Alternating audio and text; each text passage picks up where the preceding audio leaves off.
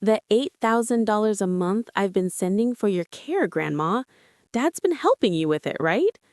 For a second, I thought I'd misheard him. The restaurant around us kept breathing, soft music, low conversations, glasses clinking, but my body went still, like someone had hit pause on my whole life. Across the table sat my grandson, Alex, looking older than the boy I remembered, broader shoulders, sharper jaw, a calm confidence in his eyes that made him look like a man who had fought his way through hard places and won. And beside him sat my son, Danny, who suddenly didn't look like a man at all. He looked like a child caught with his hand in the cookie jar. 8,000? I whispered. Alex blinked, confused by my confusion. Yeah, 8,000 a month, for you. I stared down at the white tablecloth, the silverware lined up perfectly like little soldiers, the candle flickering in a glass cup between our plates. I tried to do the math, but my mind kept slipping like wet soap. 8,000 a month. For me. But I was counting pills like they were gold coins. I was stretching soup for 2 days. I was behind on rent. The only help I'd been getting was the envelope Danny brought once a month. $1,000. Always the same, always delivered like he was doing me a favor. Danny turned to his father, his voice still casual, still warm. Dad, you've been giving Grandma the money, right? Making sure she has everything? Meds, rent, food, a better place if she wants it. Danny's smile didn't move, only his eyes changed. The color drained from his face so fast it scared me. Of course, Danny said, and his laugh came out wrong, thin, forced. Of course I've been helping Mom. Alex's eyebrows lowered. I didn't ask if you were helping. I asked if you were giving her what I send. The air at our table felt heavier, like it had thickened. I watched Danny reach for his water glass, then stop halfway like he wasn't sure what to do with his hands. Alex leaned slightly forward. Grandma, how much does Dad give you each month? My throat tightened. I didn't want to answer. Not because I wanted to protect Danny, I didn't even know what I wanted yet, but because saying it out loud felt like stepping off a cliff. But Alex's eyes held mine, gentle but serious, so I told the truth. 1,000, I said. Danny gives me 1,000 a month. Alex didn't react right away. He just stared, very still, like his brain was pulling up a file and rereading every word. Then he looked back at his father. How long have you been giving her 1,000? Danny swallowed. Alex, son, how long? Danny's mouth opened, closed, opened again. I had seen that face before. Not this exact face, not with the expensive suit and the shiny watch, but the same panic, the same scrambling, the same look of someone trying to find a story fast enough to cover a truth. 2 years, Danny said quickly. I've been helping for 2 years. Alex's jaw tightened. And the rest? Danny's eyes flicked toward me, and I hated the way he looked at me in that moment, like I was something he needed to manage, like I was a problem. Transfer fees, currency exchange, taxes, it's complicated. How much are the fees, Dad? Danny's hands started moving, little gestures like he could talk his way out of gravity. You don't understand international banking, Alex. There's fees and how much? The waiter approached with bread, saw our faces, and quietly turned away like he'd walked into the wrong room. Danny laughed again, too loud this time. 7,000, roughly. It's a lot. I felt my stomach drop. 7,000. A month. That meant what? I did the numbers in my head, slow and shaky. 7,000 times 12, 84,000 a year. For years. My hands started trembling under the table. I pressed my palms against my knees like I could hold myself together. Alex blinked once, twice. Then his voice changed. Not louder, not angrier, just sharper, like steel. I've been sending money internationally for 3 years, every month. You know what the fee is? Danny's mouth twitched. Alex, it's about $15. Danny's face turned a shade I'd never seen on him, not just pale, hollow. Alex stared at him like he was seeing a stranger wearing his father's skin. "Where is the money?" Alex asked. He leaned in, voice pleading now. "Not here. Please, we're in public. We can talk at home." Alex didn't blink. "Where is the money?" The restaurant noise started to fade. People were listening. I saw a couple at the next table stop eating. A woman near the window looked over and quickly looked away. Danny's shoulders sagged like his body finally understood it couldn't outrun the truth. "Alex," he whispered, "I can explain." My voice came out small, broken. "Explain what, Danny?" He looked at me then, really looked, and for a moment I saw something. Fear, yes, but also anger, like he resented being caught. "Mom," he said softly, "please don't make this worse." Something inside me snapped. Worse. I had been living like a woman waiting for life to end quietly. I had been rationing medication that kept my heart beating. I was working a grocery job at my age because I believed I had no other choice. And my son was telling me not to make this worse?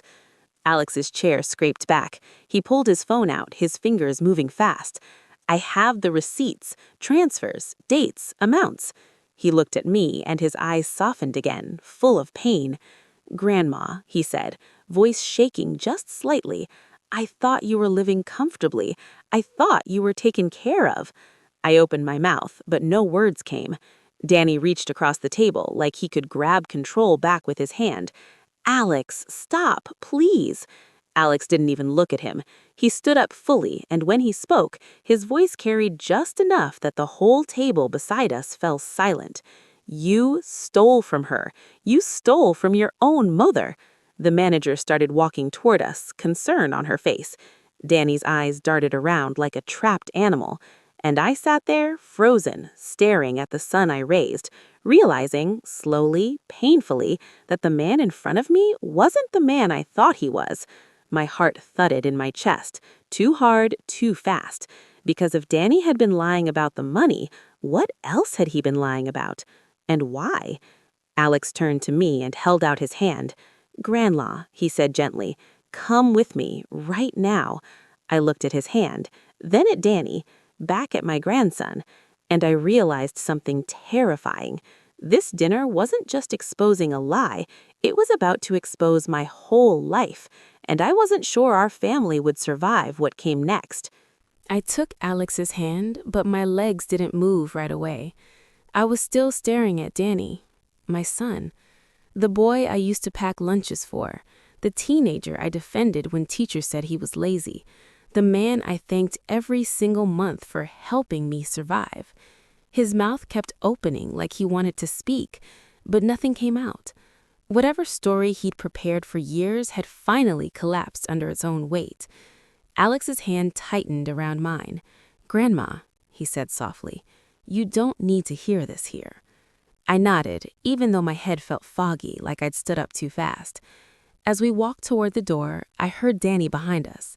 "Mom, please," he said, his voice cracking. "You know I love you." I stopped. Slowly, I turned back to face him. "I don't know that anymore," I said. The words didn't come out angry. They came out tired. That seemed to hurt him more. Outside, the cold November air hit my face, and I breathed in deeply like I'd been underwater too long. My chest still felt tight, but it wasn't the same tightness as before.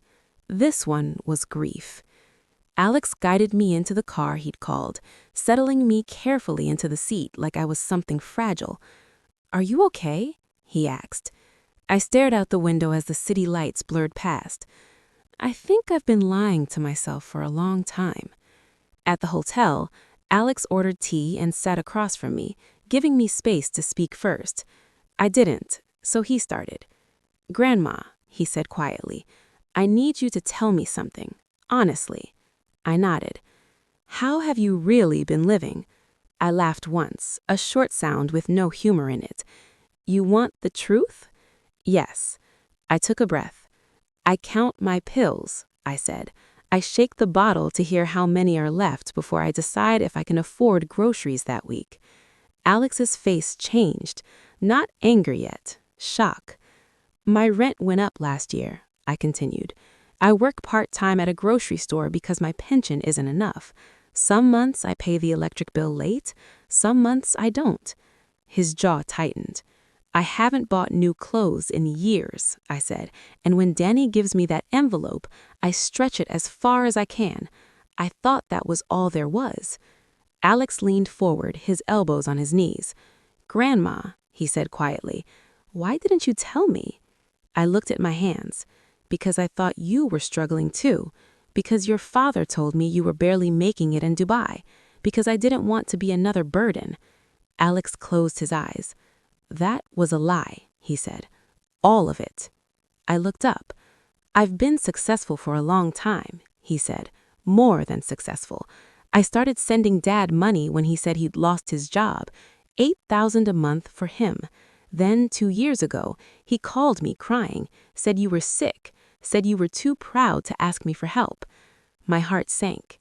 "He said you made him promise not to tell me how bad things were. So I sent another $8,000 a month for you. $16,000 every month. And he told me," Alex said, his voice breaking slightly, "that you were comfortable, that you'd moved somewhere nicer, that you didn't want to call because you felt guilty." I covered my mouth. "Oh, Alex," I whispered, "I would have given anything just to hear your voice." He looked at me then, really looked, and his eyes filled. "I thought staying away was helping you." Silence fell between us. Not awkward, heavy. Finally, I spoke. "Your father hasn't worked in years, has he?" Alex shook his head. "No, I found out tonight." I leaned back, exhaustion washing over me. All this time, I thought I was being helped, and all this time, I was being used. Alex reached for my hand again. "That ends now." I studied his face, the strength in it, the steadiness. "What are you going to do?" I asked. He didn't hesitate. "I'm cutting him off, completely." I flinched. "He's still your father," I said automatically, "and you're my grandmother, and he chose to hurt you." I couldn't argue with that. Outside the window, traffic moved on like nothing had happened, like a family had just cracked open. I thought of my small apartment, the red-stamped rent notice, the pill bottle on my kitchen table, and for the first time in years, I felt something unexpected. Relief. Because the truth, as painful as it was, had finally come out. And once the truth is out, nothing can pretend anymore. Not lies, not guilt, not family. And I had a feeling the hardest part was still ahead. The next morning, I woke up in a hotel bed that felt too soft, like it belonged to someone else. For a moment, I forgot where I was. Then everything rushed back. The restaurant, the words 8,000 a month, the look on Danny's face when his lies collapsed. My chest tightened, and I reached instinctively for my purse on the nightstand. My heart medication bottle was there. I shook it. 4 pills. Alex noticed. He didn't say anything. He just walked over, gently took the bottle from my hand, and set it down. "No more counting," he said quietly. "Ever again." I sat up slowly. "Sweetheart, you don't understand how habits work when you've lived like this long enough." "You shouldn't have had to live like that at all," he said. Not angrily, just firmly. He handed me a cup of tea. "Drink this. We'll talk." We sat by the window overlooking downtown Columbus. The city looked the same as it always had, but I felt like I was seeing it from a different lifetime. "I need to understand something," I said. "When did your father start lying to you?" Alex sighed. "Probably before Dubai, but it got worse after." He leaned back in his chair. "When I first moved, I was lonely. I worked nonstop. Dad called a lot. He said he was proud of me, said he needed help getting back on his feet." I closed my eyes. I could hear Danny's voice so clearly. Smooth, wounded, convincing. "I wanted to believe him," Alex continued. "I wanted to believe my success could fix things." "So you sent him money," I said. "Yes." And he thanked me every month, told me how hard he was working, how guilty he felt taking help. I let out a bitter laugh. He's very good at sounding ashamed. Alex nodded. And when he told me about you, about your health problems, I didn't question it. I just sent more. I thought about all the times Danny had looked at me with that same careful expression, the one that said, "I'm doing this for you." He'd come by with that envelope, I said softly, always acted like it was a sacrifice. Alex's eyes darkened. He was giving you 1/8 of your own money and taking credit for it. That sentence landed like a stone. I thanked him, I whispered. I thanked him over and over. Alex reached for my hand. You didn't know. But he did. He knew exactly what he was doing. Images flooded my mind. Danny's nice clothes, the watch, the BMW, the way he told me to budget better. He watched me struggle and let it happen. Alex didn't disagree. "Grandma," he said after a moment, "there's something else you should know." My heart sunk. "There's more?" "Yes." He took out his phone and showed me bank statements. "I've been sending money for you for 2 years, but Dad told me you didn't want to talk, that calls upset you." I felt tears well up. "I waited for your calls." Alex swallowed hard. "He told me you were proud and independent, that you didn't want to feel like a charity case." "That sounds like something I'd say," I admitted. "That's why it worked." Silence stretched between us.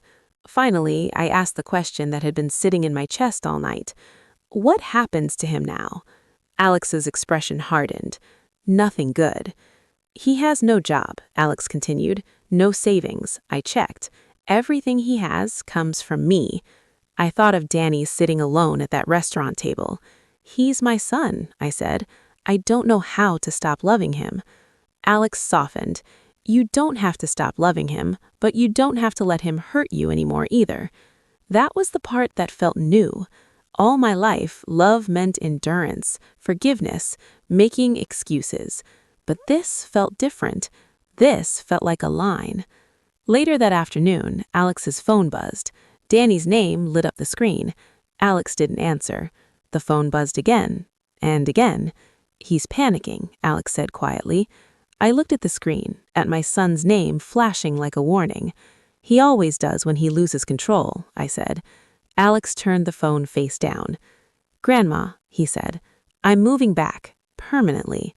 My breath caught. "You don't have to do that for me." "I want to, and I want you to come live with me." I stared at him. "Live with you?"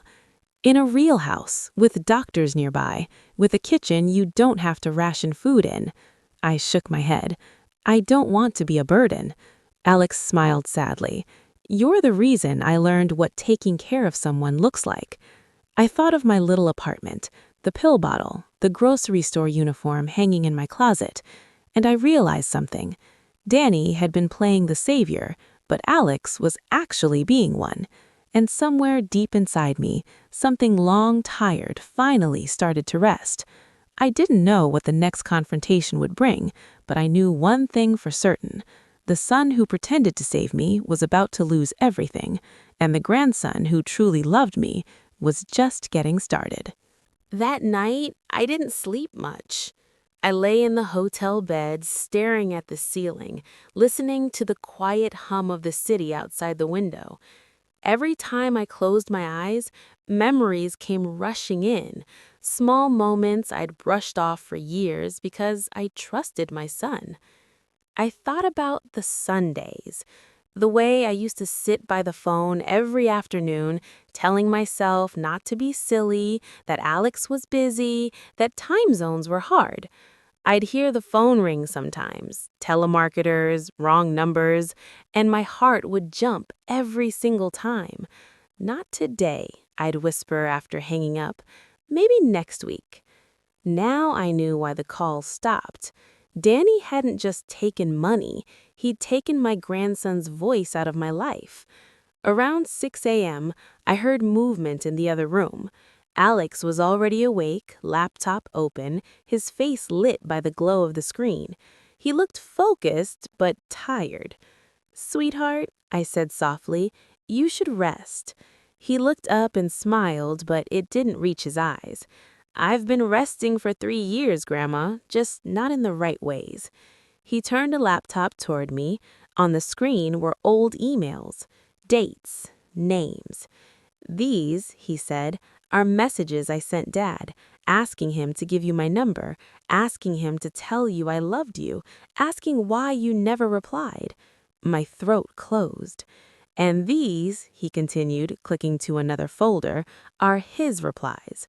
I leaned closer, reading words that made my chest ache. Mom doesn't like long calls. She says it makes her feel old. She told me not to bother you while you're building your career. That's not true, I whispered. I know, Alex said, but I believed him because I trusted him. I sank into the chair beside him.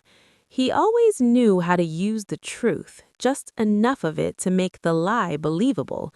Alex nodded. He told me you were proud of me. That part was true. I am proud of you, I said firmly. He smiled at that, then grew serious again. There's something else, he said. When I asked to visit last year, Dad told me you were too weak, that travel would stress you, that seeing me would remind you of Grandpa and make things worse. Tears slipped down my face before I could stop them. He decided what was best for us, I said, without asking either of us. He decided what was best for himself, Alex corrected. The phone buzzed again on the table. Danny. Alex let it ring. He's been calling non-stop since last night, texting too. He turned the screen toward me. Please talk to me. I can explain. You're destroying this family. I felt something twist in my chest. He's scared, I said. Yes, because the truth finally caught up with him. I reached for Alex's hand. I need you to know something. None of this is your fault. He shook his head. I should have checked. I should have called you directly. No, I said gently. You did what you were taught to do. Trust your father. He was quiet for a long moment. Then he asked, did you ever suspect? I thought back to the BMW, the watch, the way Danny always seemed rushed when I asked questions. I suspected something didn't add up, but I never imagined this. I never imagined my own son would take money meant to keep me alive. The words felt heavy, but saying them out loud also felt honest. Later that afternoon, Alex left briefly to take a call. I stayed behind, staring out the window, watching people walk by below, ordinary lives moving forward, unaware that mine had just split cleanly in two. My phone rang, a number I knew by heart. Danny. My hand hovered over the screen. I answered. Mom, he said immediately, his voice thick, please don't listen to him. He's twisting things. I closed my eyes. Danny, I said quietly, how long? Silence. How long have you been taking the money? He exhaled shakily. I needed it. That wasn't the question. Another pause. 3 years, he admitted. 3 years. I nearly died last week because I couldn't afford my medication. I didn't know it was that bad, he said quickly. You knew I worked at a grocery store, I replied. You knew my rent barely changed. You knew how old I am. I thought you were managing. I was surviving, I said. There's a difference. He started crying then, real crying. I was going to fix it. I just needed time. Time, I repeated. You had 3 years. Please, he begged. I'm still your son. I felt the old instinct rise, the need to comfort, to soften, to fix.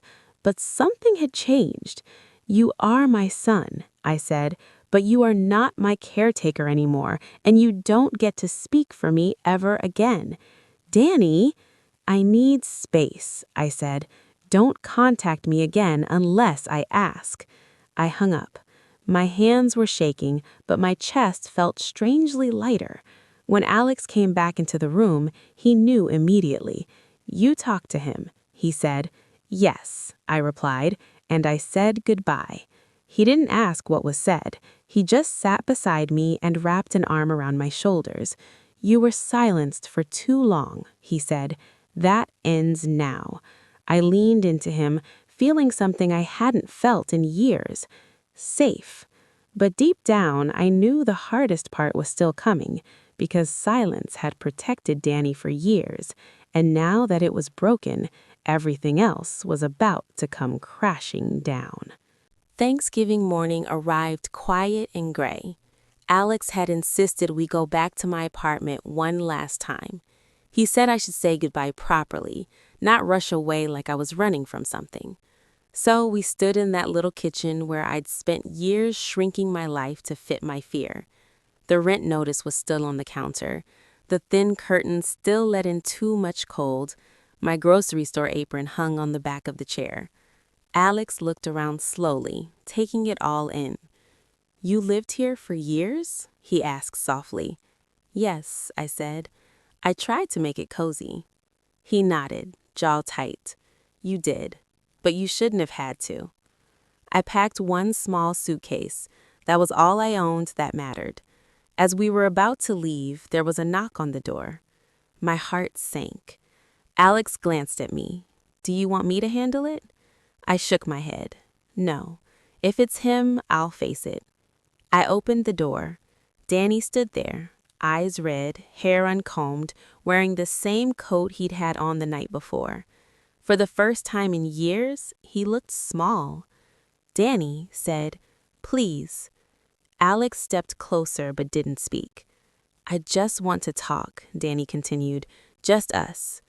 "There is no just us anymore," I said calmly. His eyes flicked to the suitcase. "You're leaving?" "Yes." "With him?" he snapped, anger flashing through the desperation. "With someone who didn't lie to me," I replied.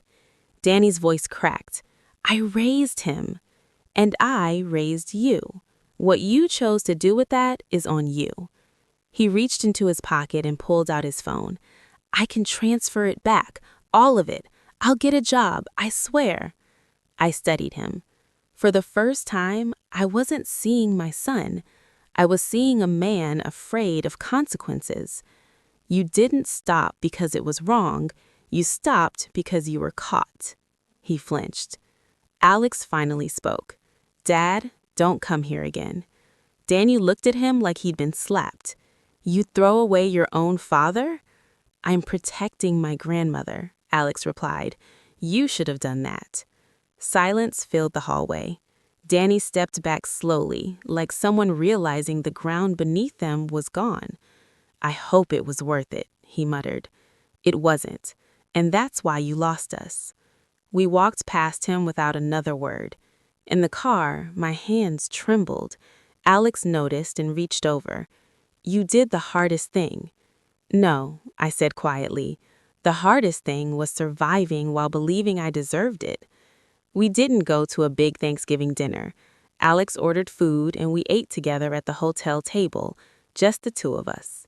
Halfway through, he looked at me and smiled gently. "You know," he said, "I used to imagine this moment, taking care of you, sitting across a table where you didn't have to worry." I smiled back, tears in my eyes. "You already saved my life." He shook his head. "No, you taught me how." That night, as I fell asleep, I realized something powerful. The betrayal had broken my family, but the truth had given me a future. And for the first time in years, I wasn't afraid of what came next. I thought the worst of it had already happened. I was wrong. 2 days after Thanksgiving, Alex asked me to sit with him at the kitchen table in the hotel lounge. He had his laptop open and that same focused look on his face, the one that told me something important was coming. "Grandma," he said gently, "I need to clean this up properly." I frowned. "Clean what up?" "All of it," he replied. "The money, the lies, the damage." My stomach tightened. "What does that mean?" "It means I can't just walk away," he said. "Not yet." He turned the laptop toward me. On the screen were bank statements, timelines, neat columns of numbers. "He didn't just take your money," Alex continued. "He's been taking mine for years. And he lied about why. I stared at the screen. I don't want this to turn into something ugly. Alex reached across the table and took my hand. It already was ugly. We're just naming it now. That afternoon, Alex called a lawyer. I sat quietly beside him, listening to words I never imagined would be part of my life. Fraud, misrepresentation, financial abuse. Hearing those words applied to my son made my chest ache.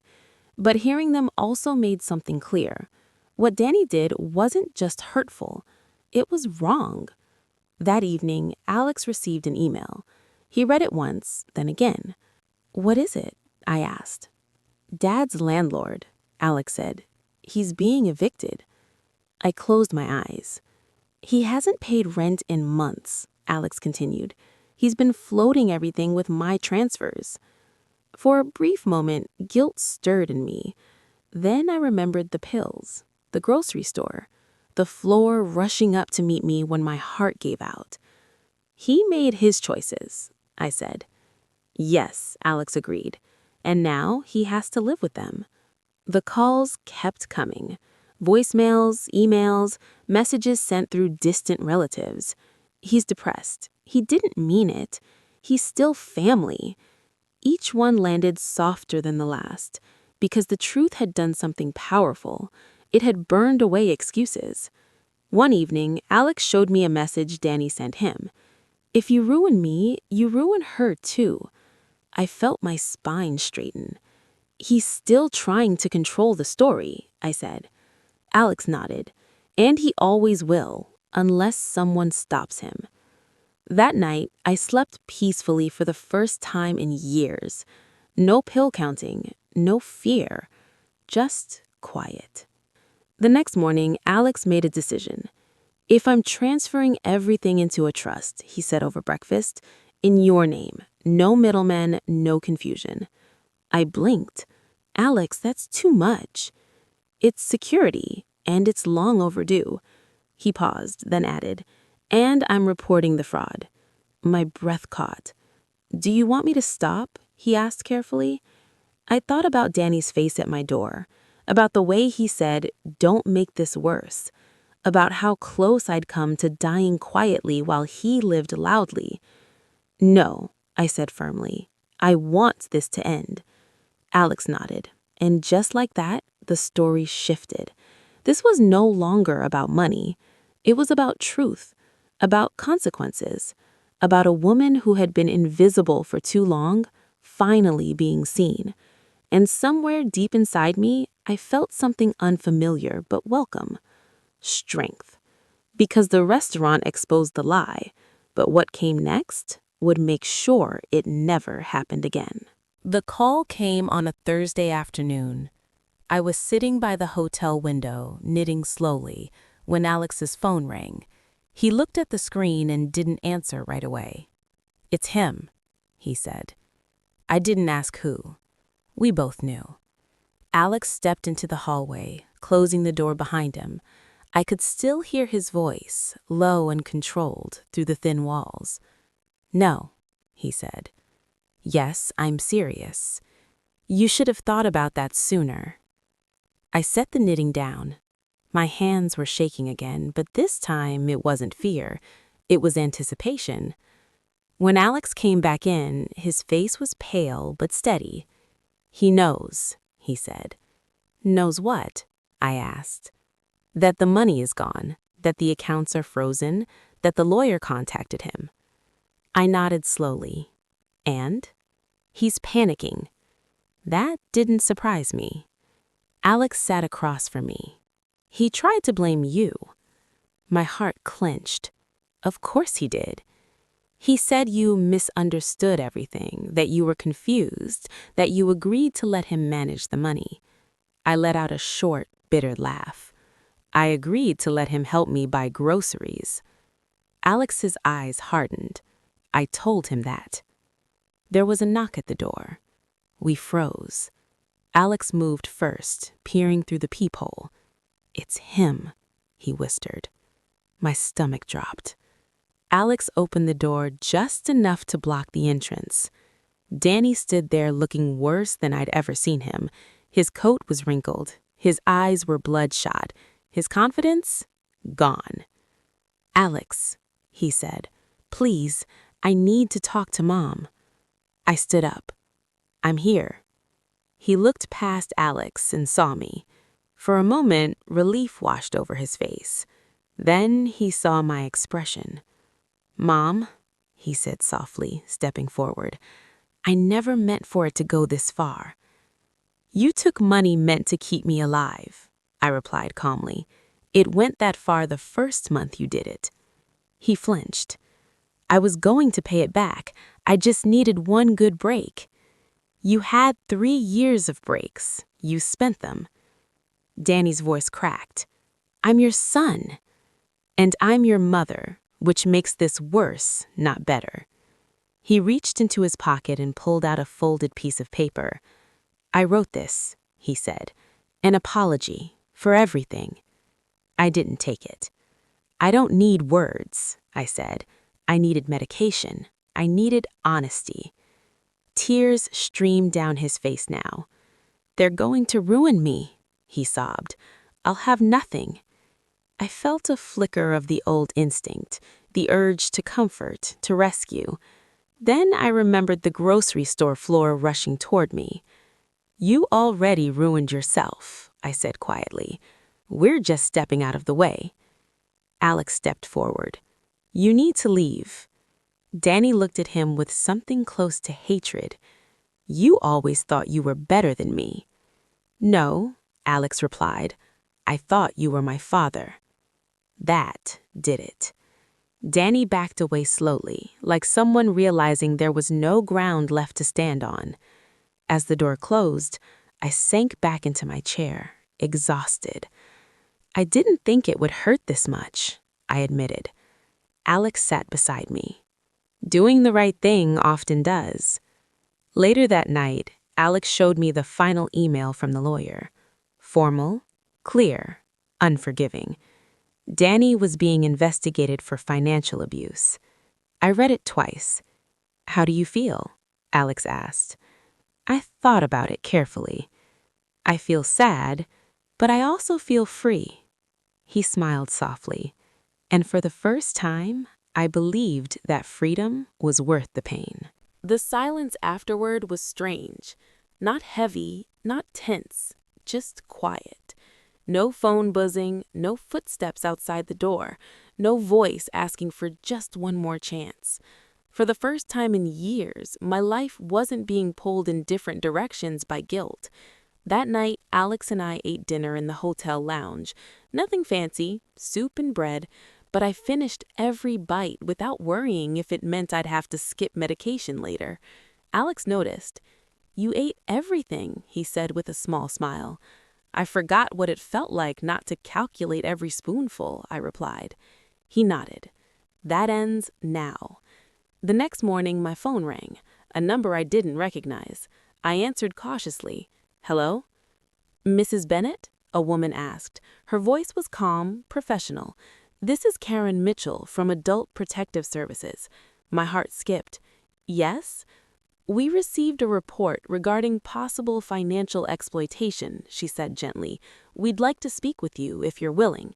I looked at Alex. He gave a small nod. "Yes," I said. "I'm willing." The meeting was quiet, respectful, no accusations, just facts. Dates, amounts, bank records. The woman listened carefully as I explained how I'd lived, how I'd trusted my son, how I'd nearly collapsed at work because I couldn't afford my medication. "I didn't know this had a name," I said at one point. "I thought I was just bad with money." She shook her head. "What you experienced is abuse. It happens more often than people realize." That word, abuse, settled into me slowly. Not like a wound, like clarity. When the meeting ended, I felt lighter than I had in years. Alex drove us back to the hotel in silence. After a while, he said, "He's been cut off, completely. Accounts closed, cards canceled." I nodded. "Good. No more money, no more control, no more lies." We stopped at a red light. Alex looked over at me. "Are you okay with this? Truly?" I didn't answer right away. I thought about the past. Birthday cards written in someone else's handwriting, phone calls that never came, pills counted like treasure. Then I thought about the future. A warm house, a full fridge, a grandson who showed up instead of speaking for me.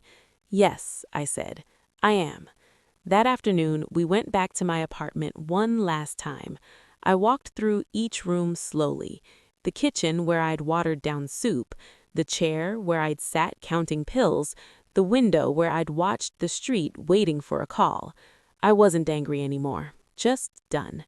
I picked up my grocery store apron from the back of the chair and folded it neatly.